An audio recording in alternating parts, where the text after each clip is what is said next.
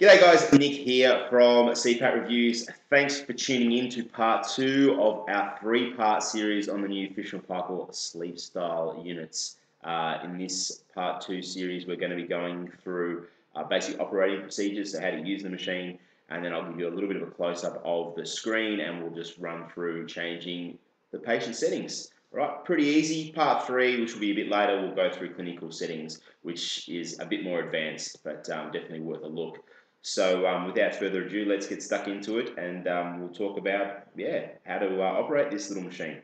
So the first thing you're going to want to do is set it up beside your bed, and you want to have it, on the bedside table, preferably not above bed height. Okay, so at bed height or below bed height. You certainly don't want it above bed height.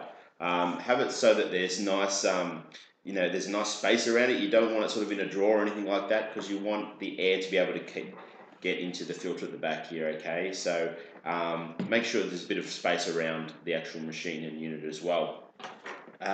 Once you've got it set up and plugged in, the power supply just goes in the back. You can see just here, okay? So the power supply just goes in the back. There is no power block with this machine, so you don't have that big block. It's just standard cable that runs into your power point. It will work on 110 to 240 volts, so you can take it overseas. If you go over to other countries, you just have to buy the adapter plug for whatever country you're going to, okay? But it will work on a wide range of voltages. Just so you know as well, this machine is an AC machine, and what that means is that it will not run on battery systems unless you have an inverter. And an inverter is a device that will change the AC current, DC current of a battery to AC, all right? So just remember, if you want to use it with a battery system, you'll need to get yourself an inverter, and you'll probably want 300 watt upwards inverter, okay? So that's just a little bit of a tip for you guys out there. So once we've got our machine set up, we're going to fill up the humidification chamber with some water. Pretty straightforward with this device. It's much easier than it used to be. You just press the button, lid pops up, and we pull out our chamber. So the chamber has this, it's like a rubber seal on it. Now this rubber seal is, it basically, when the lid goes down, it creates like a vacuum so that there's no air sort of going to come out and create noise. Alright, but it's not that important, the actual seal. What we're going to do, well, it is important for noise, alright, but it doesn't have much other function apart from creating that vacuum to stop the air coming out and making the machine noisy. All we're going to do is just peel back. You can see there, just sort of this seal peels back, and then what we can do is pour distilled water into this hole here, and there's a level on the side that says where to fill it up to, okay? So you want to be below this level on the front there. You can just see it there.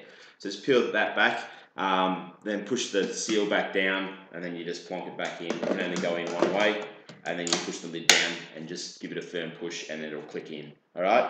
When it comes to cleaning this chamber, all we do again is we can just peel this whole seal off. It just pops off. All right. And with this chamber, it's really easy. There's a little latch on the front that you can just click up, and it opens up.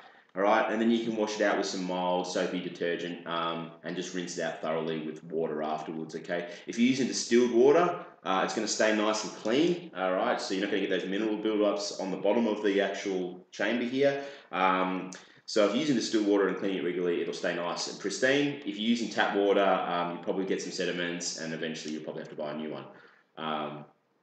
Tip is get some distilled water there. So once you finish that, close it down.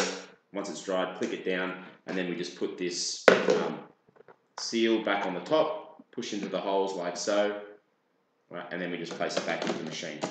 Lid down, boom. Once we've got the water in, we connect up our tubing. Now this is the new air spiral tubing. It's brilliant. It's really insulated tubing. I've talked about it in the previous episode. It's heated tubing, so you're not going to get a whole lot of condensation happening. But basically, this at the back here, you've got like an elbow type setup. All right, that's going to plug into the back of the machine. So it's pretty self-explanatory when you see the back of the machine. It just pushes in. All right, and then the other end is obviously going to fit onto your mask. For those that don't know, this is like 22 mil. All right, and all masks have a 22 mil fitting as well. All right, so masks and machines have universal fittings. The only machine out there that you can't use any mask with, you have to use a specific mask, is the ResMed Air Mini, all right? Every other machine, you can use any mask with any machine. That's just a tip. We get asked that a whole lot of the time. So you can use a ResMed mask with this. You can use a Fisher and Paykel mask with a ResMed machine, as long as it's not the Air Mini. All right, that was a bit cheeky of me. All right, so this tubing as well, it's 22 mil. You can't get the 15 mil tubing, the smaller diameter. But it is, even being the 22 mil tubing, it is the lightest tubing there is on the market, okay? So it is super lightweight, and it's also very quiet tubing. I talked about this in a previous video. When it's rubbing on the side of things, it doesn't make a whole lot of noise. It's really, really quiet, all right? So connect the tubing up to the mask, and then all we do from there is we just hit, there's a big button you can see on the front that says start and stop. If we hit that button and press it in, alright, the machine, there's a little fan that's going to run around and the machine's on. Alright, so it's dead quiet, alright? This is the automatic version of the machine, but it's dead quiet.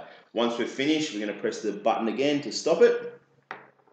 Alright, the machine will then run through just some data stuff on the front here. So your therapy hours, how many hours you used it for, whether your mask leak was normal or high. Obviously you want it to be normal, and then your apnea hypopnea index, and we want that to be less than 5.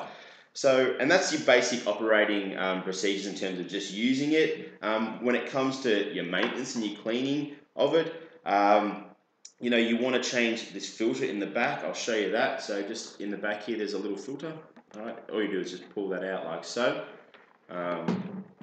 And every 3 months, we want to put a new one of them in. All right, and just keep an eye on it. Like, have a look at it. If it looks like it's getting disintegrated or getting really dusty, take it out, give it a bit of a clean off, and then just every 3 months put a new one in. Very important to do so, because that is the intake of the machine. So if we keep a nice clean filter in it, it's going to prolong the life of your machine, and it's going to stop all the dust from getting inside and affecting the motor and everything like that. So keep an eye on the filter and just change it every three months. Set a reminder on your phone or whatever you need to do, but just remember there is a filter there and to change it. Other cleaning, every day you should be obviously emptying the water out, give it a bit of a clean the chamber. Once a week, you want to probably clean your tubing here. Best way to do it is with a little bit of mild soapy detergent. So just a little bit of mild detergent in there. Get some water in there, thumb in either end, and then just rinse it out. Make sure you give it a good rinse out so that none of the soapy residue stays on the inside. And then just hang it up over like a towel rack or something like that, so that both ends are facing the ground. Pretty easy cleaning sort of thing. But look, not a whole lot of maintenance to be done with these machines. That's one of the beautiful things about it. As long as you're cleaning it regularly, you're going to be pretty right there. So that's pretty much your basic operating procedure. I know that was really basic, but that's the idea of this machine. There's not a whole lot to it. Water in, mask on, start, stop, done. Let's go now. I'm going to jump around the back there. I'm going to put this machine at the front, and we'll go through just the menu system. The menu system is also dead simple. They've made it so much easier in the Icon Plus. So shouldn't take me long to go through this menu system, and then we might just after that talk about the SleepStyle app, which is probably a good way to finish up, and I'll put a link to that in the description of the video. Okay, so I'll just chuck this at the front. I'll just jump around the back here.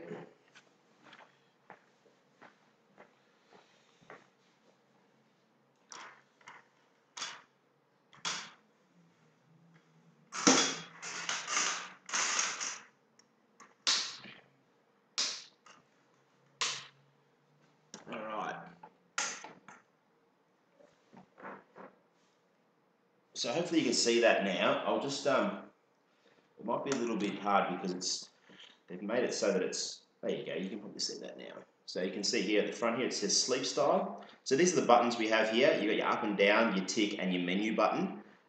It's pretty basic when you're changing anything in the menu. So all you do to start with is just press the menu button, and then it will give you what you're actually changing. So the first one that come up there, it says humidity level, and humidity level runs from 1 being the lowest up to 7. So 7 levels of humidity. The old one had 21, so it's just 7 levels this time, which is much simpler, much easier to understand. And you can change these levels by going up or down. So we can bring it right back down to off, which is nothing. All right, so there'll be no humidity in the air. And as we go up, the more moisture we're adding to the air. So we'll start on, say, 4. If we're a bit dry in the throat, we might choose to go up a little bit higher. But Fisher and Paykel, their whole business is humidification. They are the leaders in humidification.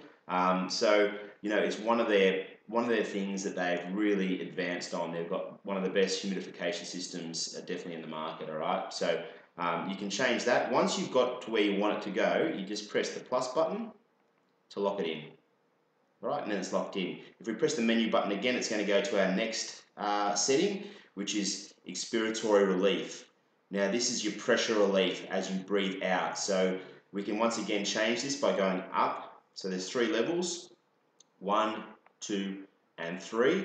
And that correlates with dropping the pressure 1, 2, or 3 centimeters of water. So I gave you that example previously. If you're on a pressure of 10 and we set this to 3, as you're breathing out, the machine will be at 7. So it will drop it by 3 centimeters, okay? The more you have this higher, the easier it is to breathe out against the pressure. All right, so let's put that on 3, click the button in there, and we've set it. Press the menu button to go to the next one, and we can change the sensor wake feature. I recommend you have this on. Sensor wake's a brilliant feature by Fisher and Paykel. It makes getting off to sleep very easy, and it also means that if you wake up during the night, it will drop the pressure to make it easier to get back to sleep. So very good feature, sensor wake there. Next one, we press menu again, and then it's going to give us the data. So you can run this in days, weeks, or month. I recommend you have it in week. You don't want to be looking at it daily. It's just, I don't know, I wouldn't be doing it. I just go with a weekly average, okay? Once a week's pretty good. So we'll just set that as week. And then once we do week, it's going to quickly run through now our weekly data. So the first one there was, I'll just see if I can go back up there. It just runs through this automatically. So you've got your mask leak there and your average apnea-hypopnea index over the week. So it might run through it again for us. Yeah, so if we click the plus there, it's going to run through it automatically. Average therapy hours over the week. So your average nightly therapy hours, whether your mask leak is normal or high, obviously we want it to be normal. And then your average apnea-hypopnea index, how many times an hour you stop breathing. And you want that to be less than 5 if possible. All right, and you can change that to day or month like I previously showed you. If you press the menu button again, it takes you back to the home screen, and you're done. So like, how easy is that? It could not be any easier. I'm going to jump around the front again, and we're going to quickly talk about the SleepStyle app.